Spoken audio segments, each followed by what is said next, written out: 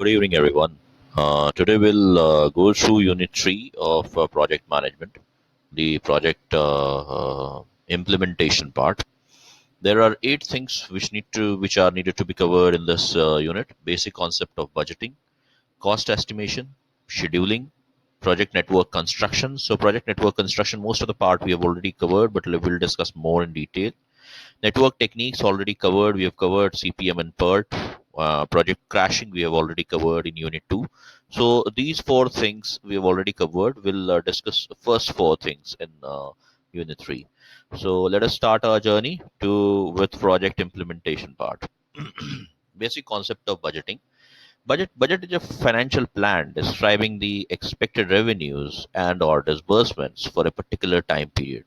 So it is a financial plan. It is a plan in financial terms, which shows the expected revenues and expenses for a particular time period. The budget is an estimation of revenue and expenses over a specified period of time and is usually compiled and re-evaluated on a periodic basis. A budget is an estimation of revenue expenses over a specified period of time and is usually compiled and reevaluated on the periodic basis, so it is repetitive. Now, types of budget. If we look into types of budget, according to time, according to capacity, based on scope, and based on receipts and expenditures. Based on time, there are 2 kinds of budget: long-term budget and short-term budget. Short-term budget means budget for 1 year. Long-term budget means any budget which is for more than 1 year. Capacity, fixed budget, and fixed budget. This is flexible budget. So fixed budget and flexible budget. What it happens is, in when you fix the capacity of production, it is called as fixed budget, and when your capacity for production is flexible, it is called as flexible budget. According to scope, it is functional budget and master budget. You can make budget for each function. For example, there can be sales budget, production budget, material budget, purchase budget, and cash budget. And when you include all these budget in one budget, that is master budget. So master budget is inclusive of all these budgets. Receipts and expenditure, they can be capital budget and revenue budget. Capital budget is a budget where you make sure where your capital, what you're acquiring, will be utilized. And revenue budget is the budget from where you get revenue and what are the expenses. So this is mainly long term and this is mainly short term. Revenue is mainly short term because it is related to 1 year, and capital budget is long term because capital means long term sources of finance. So these are the types of budget. Basic concepts of budgeting: features, merits. It is future oriented. Budget is always future oriented. Budget means financial plans, so it is always futuristic in nature. In financial terms, for a specified period of time, probable income and expenses indicates capital deployment. How your capital, whatever you've acquired, will be deployed, that it is indicated in budget. Tool of cost control and management. Part of planning process, can act as a tool of controlling, because on the basis of budget you make sure that your actuals meet with the standards you make, and with your actual expenses and revenue are in consonance or in resonance with the budget you have made, and that is how you can control it. Maybe it may be flexible or rigid. It is practical in approach, prepared on the established standard of performance. It is a statement of revenue and expenses, a statement of capital and capital acquisition and uh, deployment, outline of anticipated plans, policies, and actions, indicated business policy, and proper fixation of authority and responsibility. What are the demerits? Impractical sometimes, because it is not always possible to adhere to budget in a complete manner. Wastage of time in drafting the budget. It takes a lot of time to draft a plan, draft a budget. It may be rigid. Incremental approach in making. What people normally do is they will just make some window changes to the budget of the last year, and they will just make a budget for the next year. So that is how they do. Does not contain non-financial outcomes. So because it is financial in nature, so it does not contain non-financial outcomes. And expense allocation may not work. Sometimes expense allocation may go on the on the higher side or on the lower side. Uncertainty, future cannot be predicted. Time consuming, problem of coordination, not a substitute of management. If you want a budget to be successful, you need to have excellent management. Timely revision required, because once you made a budget, after some time you will find out that whatever you made a budget, when budget, that is not adhered to, and again you have to revise it. So again, it requires timely revision, and depends upon the top management how well they are following budget and how seriously they are taking budget, and on the basis of that the budget is will be successful or not. Now, what are the objectives? Why we make budget? We make budget because it facilitates coordination, it leads to profitability, fixation of responsibility, efficiency and economy, correction of deviations, planning for future goals. So why we make budget? It is mainly to make sure that whatever plans you have made, that is properly coordinated, profit is generated, responsibility is fixed on the people, about the expenses and revenue, efficiency and economy prevail. Whatever is deviation from the standard, that can be corrected, and there is a budget is planning for the future goals, revenues, expenses.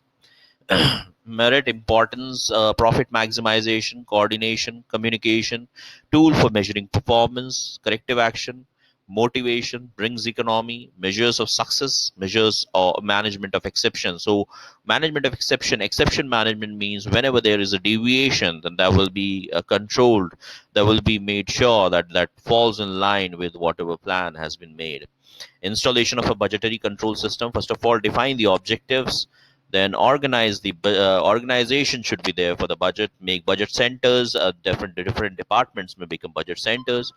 Make a budget manual which outlines the basic principles. Budget controller, make budget controller, maybe make a budget committee to make a budget. Then fiction of a budget period, you fix a budget whether it is for 1 period, 1 year, 2 year, 1.5 years, how much it is. Determination of key factors, what will be the key factors you will be taking into account in budget. Making a forecast, you make a forecast and then you make a budget. So it is a 10-step process to install a budgetary control system in an organization. Cost estimation is in project management, is the process of forecasting the cost and other resources needed to complete a project within a defined scope. Cost estimation accounts for each element required for the project and calculates a total amount that determines the project budget. So it is actually estimation of various components of a project. Methods of cost estimation, you can take expert judgment, analogous estimation, parametric estimation, bottom up estimating, 3-point estimation, data analysis, project management information system, and decision making voting. We'll discuss these methods in detail in the coming units. So it is very you take up expert judgment is you appoint an expert and you rely on his thing, whatever he says. Analogous estimation is you just make an estimation on the basis of what you've already done. Parametric estimation is when you make sure that when you point out 5 or 6 points, and on the basis of that, on the basis of those 5 or 6 matrices, you try to find out the estimate the cost. Bottom up estimating is when various departments, they give their estimation to the top hierarchy and then they make the master budget.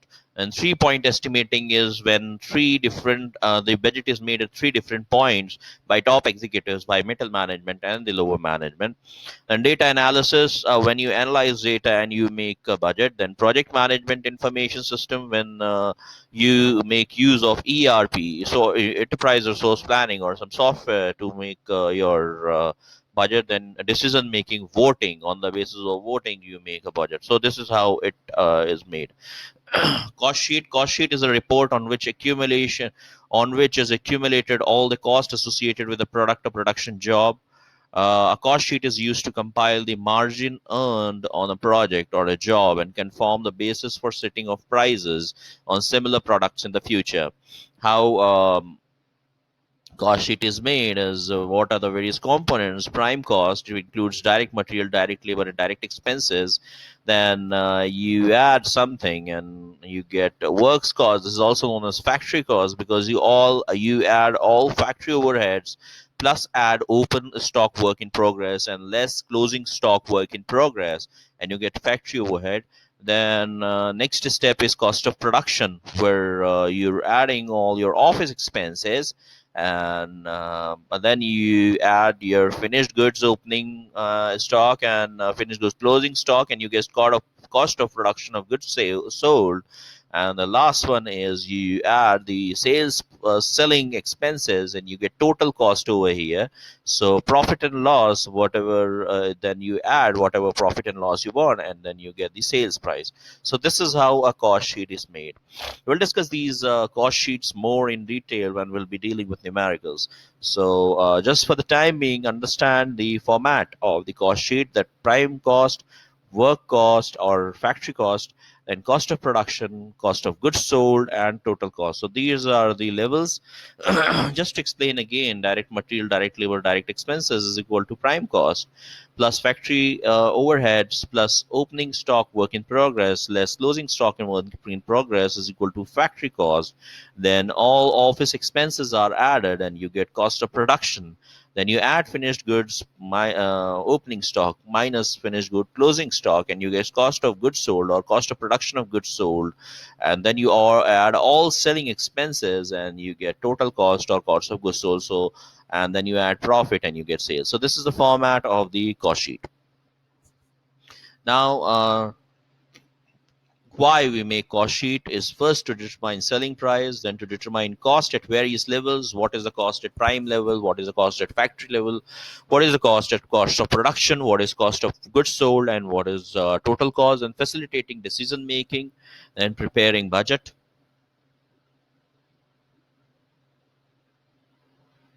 And then what are the elements? So prime cost, factory cost, cost of production. One thing which is missing over here is cost of goods sold or cost of production of goods sold, and total cost. So five components are there of cost sheet. Then methods of preparing cost sheet. Here we have already discussed in the previous slide that prime cost is direct material, direct labor, and direct expenses. Direct material is material purchase plus opening stock of raw material minus closing stock of raw material.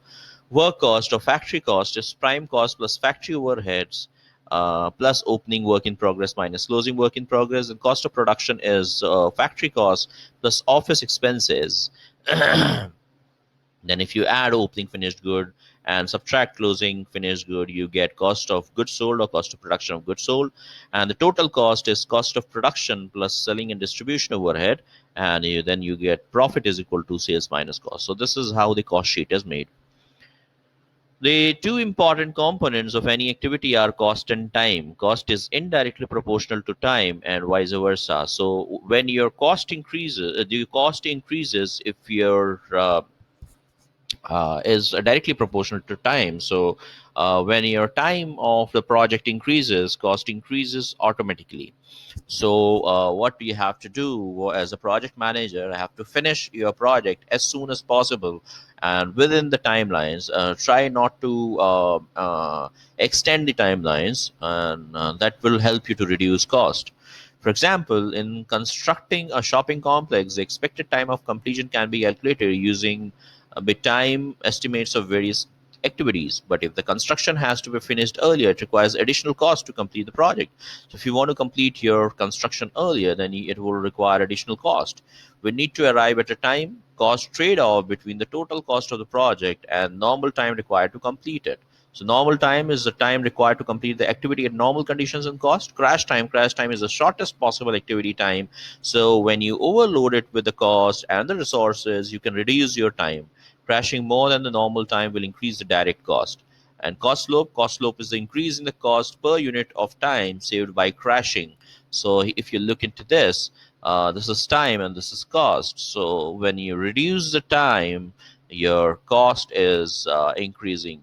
So when you reduce the time, so at this crash time, your cost will be highest, and at normal time, the cost will be low. And what will be cost slope? It will be crash cost minus normal cost divided by normal time minus crash time. Advantages of cost accounting, or advantages of costing, or advantages of cost determination, or advantages of cost sheet is all lie within these points. And these points are adequacy or inadequacy of selling prices, you find out that whether whatever selling prices you have added, whether that is adequate or inadequate to cover all your costs and also to make some profits. Then disclosure of profitable products, control of material and supplies, maintenance of proper investment in inventories, correct valuation of inventories, whether to manufacture or purchase from outsiders, whether we should manufacture it or we should purchase a product from the outside. It depends on the cost estimation. If cost of manufacturing is less than cost of acquisition, then definitely we should manufacture the cost, manufacture the product or raw material and goods required. Or if your cost of manufacturing is more than purchasing cost of purchase, then you should purchase it from the outside market.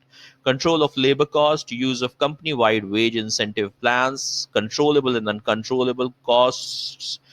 There are some costs which are controllable, which can be controlled, and there are some costs which are uncontrollable and cannot be controlled. So, as a project manager, you should give more emphasis on controllable costs and try to keep these costs at the minimum possible level. Use of standards for measuring efficiency. Now you do cost because you cost accounting because you know that at this cost, if the work is done, then it is leading to efficiency. Otherwise, it is a wastage of money there.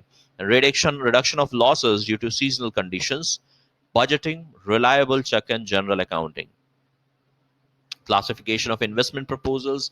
How many types of investment proposals are there? Investment proposals can be expansion and diversification. A company can expand or it can diversify its product line. Replacement and modernization. A company may replace a machine or it may modernize, and maybe the older machines he's having, the company is having it, that is obsolete now and they need to be replaced. Mutually exclusive investments means when you don't have to compare two investments, there's just one investment, and that is very much required. Independent investments, when you make investments independent of other factors. Contingent investments, when yes, investment is something which was not probable, but yes, we have to do it now because the conditions have changed and it is contingent on certain factors. If those factors happen, then that investment has to be made. And research and development projects, so these are also a kind of investments when you make investments in research and development projects. So these are the 6 kinds of classification of investment proposals. Now let us move to the next topic, which is scheduling. Scheduling is the process of arranging, controlling, optimizing work and workloads in a production process or manufacturing process. Scheduling is used to allocate plant and machinery resources, plan human resource, plan production process, and purchase materials. What are the steps of purchasing scheduling? First of all, plan project scheduling, how to establish the policies and create procedures for creating and managing the project schedule, and determine activities. What are the activities involved in the project? Analyze the project scope and stakeholders' requirement to determine the activities. Then determine resources. What are the resources required? Then estimate the type and quantities of men, human material, human resources, equipment, and supplies required to perform each activity. Determine activity durations. What will be the time required for each activity to be completed? Estimate the number of work periods needed to complete individual activities with estimated resources. Determine dependencies. Identify and document relationships of all the project activities. Analyze activity sequence, durations, resource requirements, and schedule constraints to create the project schedule model. Monitor and control. Monitoring and controlling requires a comparison of the planned and actual rates, durations, resource quantities, and performance measurements. So these are 7 steps of scheduling, and that is the process of scheduling. What are the techniques of scheduling? PERT, CPM, fast tracking. Fast tracking is when you start doing a couple of activities together to complete a particular activity faster than what time you've assigned to it. Then crashing, when you try to reduce the time required to complete a project. Simulation, using computer models to make schedule. Resource leveling heuristics, We'll discuss resource leveling more in detail in the coming slides. Task lists, we make task list on what are the tasks to be completed, and then you try to complete those tasks one by one. Then Gantt chart we have already discussed. Calendars you make according to the time you decide the schedule within which you will be completing all your tasks. Milestone charts, make some milestones, divide your project into milestones. For example, we do in PERT, we divide the project into events and activities. So events may be called as milestones, and you try to achieve those milestones within the required time, within the preset time designated for that particular event. Then activity networks, you make networks like PERT and CPM. Resource leveling, we'll discuss this in more detail in the coming schedules, coming slides, mainly in the fourth unit. Schedule acceleration. So what you do is you try to accelerate the schedule by allocating more cost or more resources to the project. And again, you made the task list. So this is repetitive. There are only 13 techniques which we have to discuss here. Then scheduling, what is the importance? It helps in execution of the project, step-by-step analysis of the project activities, streamlining the process, optimum utilization of resources, time management, cost management, quality assurance and control, helps in coordination, facilitates communication, clarity of objectives, authority and responsibility. So scheduling is putting activities of a project in a sequential manner to make sure that your project completes in a more efficient, more effective, and in timely manner. Now, project network construction, the first steps in network construction is to split the work content involved in the implementation of the project to the level of activities which represent individually category of the work. Arrange the activities in sequential order of operations. Establish the interrelationship of the activities. We know that an event is an happening of a particular event of time representing completion of one or more activities, and at the same time some other activity or activities emerge out of it, that is the starting time of such other activity. Avoid loops and dangles. We'll discuss this when we'll be doing numericals. Just note down for this, we have to always avoid loops and dangles. Loops means when something comes to the previous step, uh, just following a pure circle, and dangles means an activity which does not lead you to the further activity.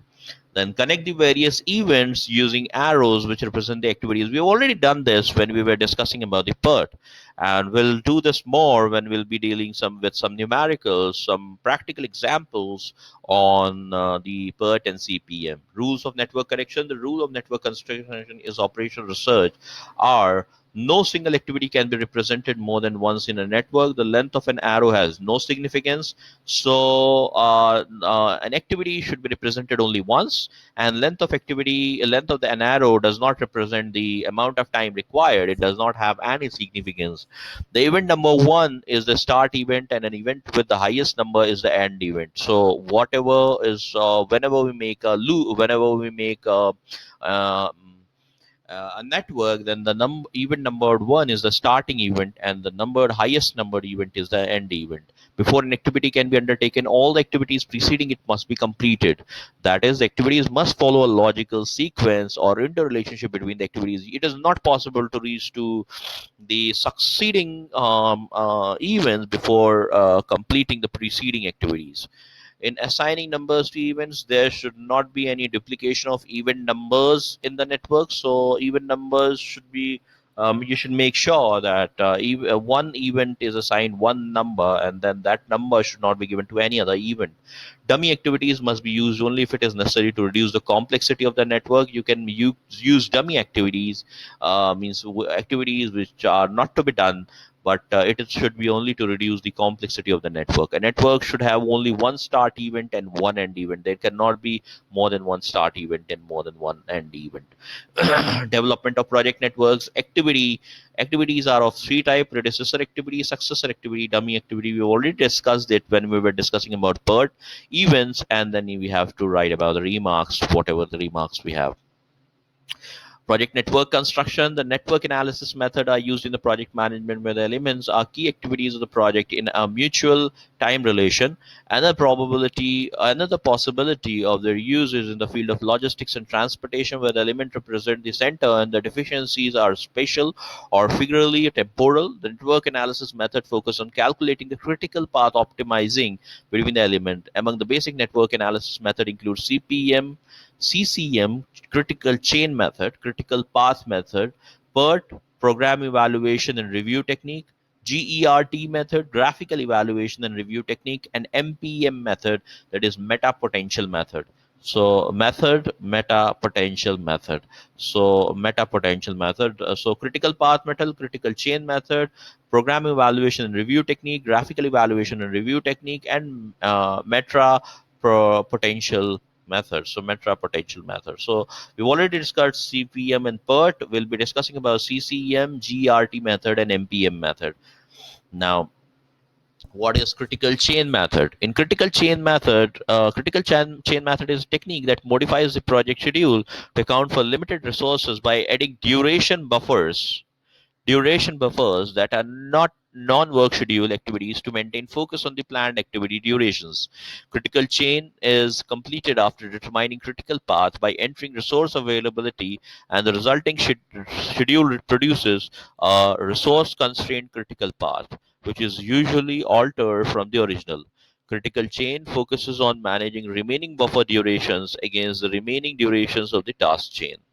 Critical path method is a popular approach to project scheduling that considers the amount of float of project activities. Critical chain takes CPM a step further by adding time buffers to account for limited resources. So if you have limited resources, then you can add your buffers, and that is the change we have to make in CPM to make it a critical chain method. So now, GERT method, it is graphical evaluation review technique. Graphical evaluation review technique, commonly known as GERT, is a network analysis technique used in project management that allows probabilistic treatment, both network logic and estimation of activity duration. So the technique was first described in 1966 by Dr. Alan B. Presker of Purdue University and W. Happ. Nevertheless, the